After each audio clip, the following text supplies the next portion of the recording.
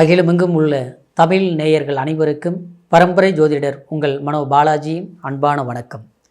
மகர ராசி அன்பர்களுக்கு புதன் சூரியன் இந்த இணைவு ஏற்படக்கூடிய இந்த செப்டம்பர் மாதம் 17ஆம் தேதி புரட்டாசி மாதம், இந்த மாதத்தில் இந்த இரு கிரகங்களால் ஏற்படக்கூடிய நிபுண யோகம், இந்த யோகத்தினால் உங்களுடைய ராசிக்கு எப்பேற்பட்ட பலன்கள் இனிமேல் வரக்கூடிய இந்த காலகட்டம் இந்த கிரகங்களால் நமக்கு ஒரு மாற்றத்தை ஏற்படுத்த போகுது அப்படிங்கிறத பற்றி தாங்க இந்த பதிவில் நாம் இப்போ பார்க்க போகிறோம்ங்க.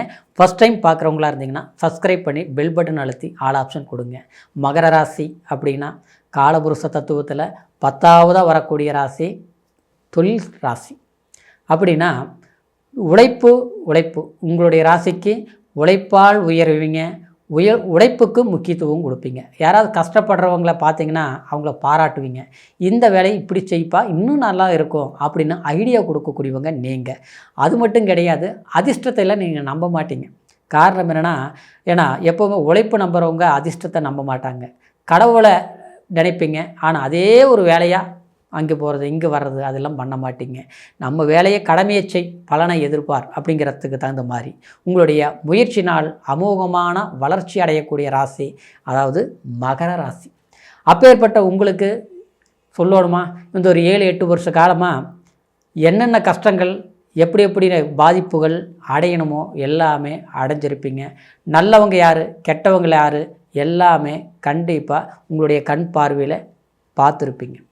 குறிப்பாக சொல்ல போனோம்னா சம்பாதிச்ச வருமானம் ஜாஸ்தி, ஆனால் நான் ரொம்ப இழந்துட்டேன், இன்றைக்கி கடன் கட்டிகிட்டு இருக்கிறேங்க, கடனுக்கு வட்டி கட்டிகிட்டு இருக்கிறேன், இந்த கடன் சுமைகளை எப்படி சரிப்படுத்துறது அப்படிங்கிற ஒரு எண்ணமும் உங்களுடைய மனசில் ஓடிட்டுருக்கோம்.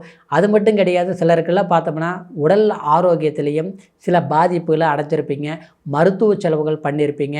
இந்த மருத்துவ செலவுகளால் இது நம்ம செய்தும் சில பேருக்கு சில பிரச்சனைகள் இன்னும் கிளியர் ஆகலையே அப்படிங்கிற ஒரு வருத்தமும் இருக்கும். அதனால் வைத்தியங்களும் தொடர்ந்து செய்யக்கூடிய சூழ்நிலைகளும் ஏற்பட்டிருக்கும். சிலருக்கு தனக்கு இருக்கும் இல்லையா, தன் குடும்பத்தில் தாய் தகப்பன் இல்லையா, குடும்பத்தில் வாரிசுகளுக்கு இந்த மாதிரி மாறி சில கஷ்டங்கள் உண்டாயிருக்கும்.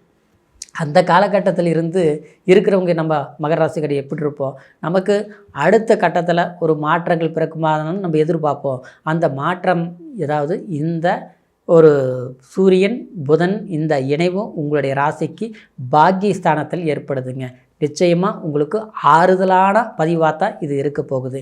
ஏன்னா இந்த பதிவு நான் உங்களுக்கு சொல்கிறது உங்களுக்கு ஏதாவது ஒரு ரூபத்தில் உங்களுக்கு இது ஒரு உறுதுணையாக இருக்கணும், ஒரு உற்சாகத்தை பிறக்கணும், உங்களுக்கு ஒரு சாதகமாக இருக்கணுங்கிறதுக்காக தான் இது நான் சொல்கிறேங்க.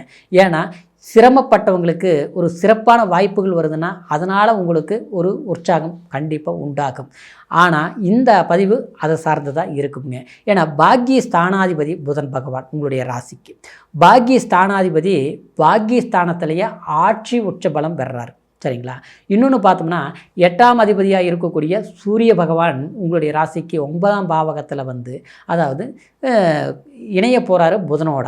இந்த காலகட்டத்தில் பார்த்தோம்னா இந்த சூரியன் அக்டோபர் மாதம் 17ஆம் தேதி வரைக்கும் பாக்கியஸ்தானத்தில் சஞ்சாரம் பண்ணுறாருங்க.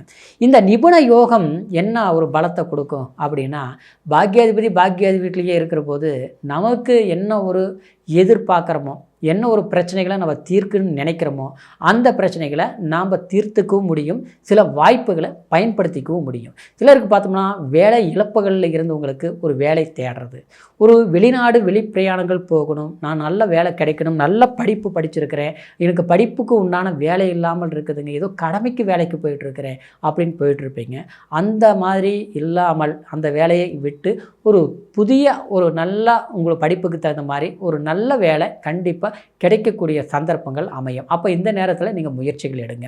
இன்னொன்று சொல்ல போனோம்னா உங்களுடைய ராசிக்கு அந்த 8ஆம் அதிபதியாக 9ஆம் இடத்துக்கு வரும்போது உங்களுக்கு பூர்வீகம் சம்மந்தப்பட்ட சில சொத்துக்கள் பிரச்சனை, அப்புறம் பூர்வீகத்தில் போய் வீடு கட்டுறது, இந்த மாதிரி விஷயங்கள் நீங்கள் செய்ய வேண்டாங்க இந்த சமயத்தில்.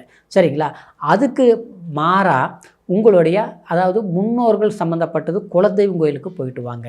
நம்ம காலங்காலமாக நம்ம முன்னோர்கள் ஒரு சாமி கும்பிட்டுருக்குறோம். சில பேருக்கு குலதெய்வமே எனக்கு தெரியலைங்க, நான் வேறு சம்மந்தம் ஏதோ கும்பிட்டுருந்தாங்க, அந்த கோயிலுக்கு போய் சாமி கும்பிட்றேன் அப்படின்னா குலதெய்வத்தை முன்னோர்கள் ஏதாவது நம்ம சம்மந்தப்பட்டவங்க கிட்ட கேட்டு தெரிஞ்சு அந்த கோயிலுக்கு போயிட்டு வாங்க. இல்லை நம்ம குலதெய்வம் தெரியும், நான் அந்த வழிபாடு தான் பண்ணிகிட்ருக்கிறேங்க அப்படின்னா குலதெய்வம் கோயிலுக்கு போய் இந்த மாதத்தில் வழிபாடு பண்ணுங்க. இன்னொன்று சொல்ல போனோம்னா கண்டிப்பாக இந்த புதன்கிறது ஆட்சி பெறும்போது, அதாவது விஷ்ணுவுடைய அம்சம் கொண்ட பெருமாள், அந்த பெருமாளுடைய ஸ்தானம் தான் இந்த புதன் அப்படின்னா பித்தைக்காரகன். அப்படின்னா பெருமாள் கோயிலுக்கு திருப்பதி போயிட்டு வர்றது, ஸ்ரீரங்கம் போயிட்டு வர்றது, இல்லையா நம்ம அவ்வளோ தூரம் போக முடியலைங்கிற போது பெருமாள் கோயிலுக்கு போயிட்டு வர்றது, இந்த மாதிரி வழிபாடுகள் இந்த காலகட்டத்தில் செய்தீங்கன்னா உங்களுடைய கர்ம வினைகள் குறையும், எதிர்பார்க்கக்கூடிய அதிர்ஷ்ட யோகங்கள் அமையும். இதுதான் இது. சிலர் பார்த்தோம்னா சில கை கெட்டு வாய்ப்புகள், ஆனால் நமக்கு அதை கைவிட்டு போயிடுச்சு, கை கெட்டுச்சு வாய் கெட்டலன்னு சொல்லுவோம்.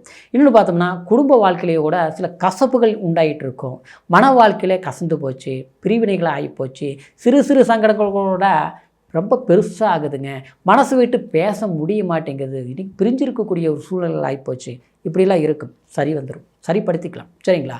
அப்புறம் சிலருக்கு டைவர்ஸ் ஆகிப்போச்சு, கல்யாணம் பண்ணி ஒன்று ஒத்து வராமலேயே போயிடுச்சுங்க, ஆசைப்பட்டு கல்யாணம் பண்ண கல்யாணமே இன்றைக்கி வெறுத்து போச்சு, மறுவாழ்க்கைக்கு இது பண்ணலாமான்னு நினைக்கிறேங்க.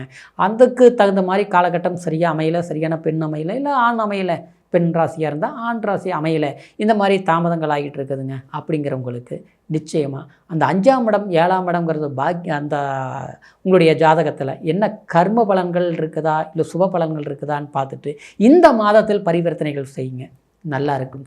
ஏற்கனவே செய்தோம் சரியாகலை அப்படிங்கிற போது இந்த ஒரு முறை அதாவது உங்களுடைய ஜாதகத்தை பார்த்து முடிவு பண்ணுங்கள்.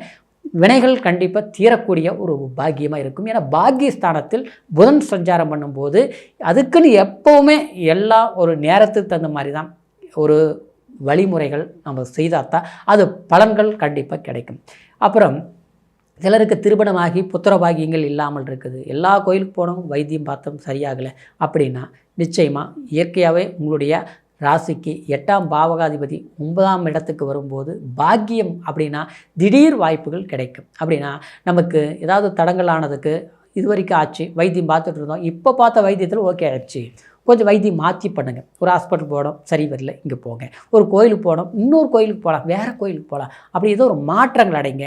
இல்லையா ஒரு வீடு குடியிருக்கிறீங்க, அந்த வீட்டில் ஒரு வாடகை வீடுன்னு வச்சுங்களேன், இந்த வீடு வடக்கு வாசலாக இருக்குது, கிழக்கு வாசலுக்கு போகலாம்.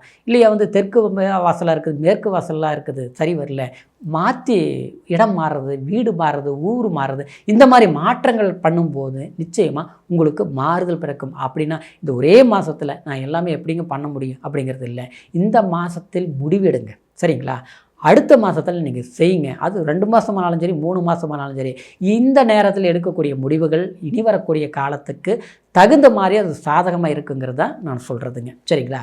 அப்புறம் உங்களுக்கு இயற்கையாக சொல்ல போனோம்னா சில வேறுகிட்ட பேசுகிற பேச்சில் கொஞ்சம் கவனம் எடுத்துக்கோங்க. அண்ணன் தம்பியாக இருந்தாலும் சரி, அக்கா தங்கச்சியாக இருந்தாலும் சரி, ஃப்ரெண்ட்ஷிப்பாக இருந்தாலும் சரி, கணவன் மனைவியாக இருந்தால் கூட சரிங்க, விட்டு கொடுத்து போங்க.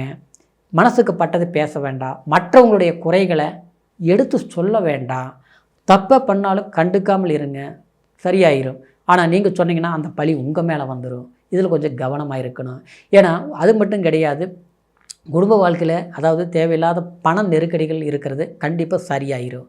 இன்னொரு விதத்தில் பார்த்தோம்னா இந்த கடன் பிரச்சனை இருந்தாலும் அதை சரிப்படுத்தக்கூடிய சில வாய்ப்புகளும் அமைஞ்சிரும். இப்படி சில விஷயங்கள் நீங்கள் பொறுத்து நிதானமாக கொண்டுட்டு போனீங்கன்னா அது சக்ஸஸ் பண்ணிடலாம் கண்டிப்பாக. மகர ராசி அன்பர்கள் தன்னம்பிக்கையாளர்கள், உழைப்பாளிகள், உங்கள் உழைப்புக்கு தகுந்த பலன்கள் நிச்சயமாக ஏற்படும். கண்டிப்பாக இறைவன் மட்டும் இல்லை, அதாவது இறைவன் பலத்தோடு நீங்கள் சக்ஸஸ் பண்ணிடுவீங்க, கவலைப்படாதீங்க, சரிங்களா?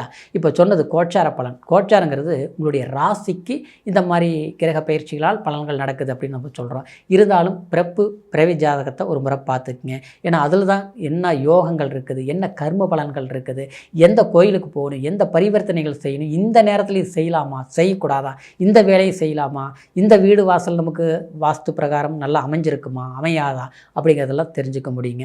எல்லாத்தோட இந்த நேரம் நல்ல நேரமாக இருந்தால் சில விஷயங்கள் சாதகமாக இருக்கும். சில நேரம் சரியில்லாமல் தசாபுத்தி பாதகமாக இருந்ததுன்னா எந்த விஷயத்தையும் கொஞ்சம் தள்ளி போட்டு செய்கிறது தான் சிறப்பாக இருக்கும்.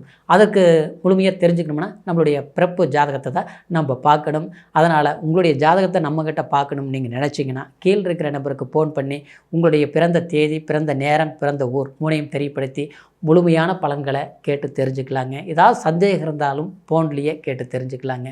மீண்டும் அடுத்த பதிவில் உங்களை சந்திக்கிற வரைக்கும் நன்றி, வணக்கம்.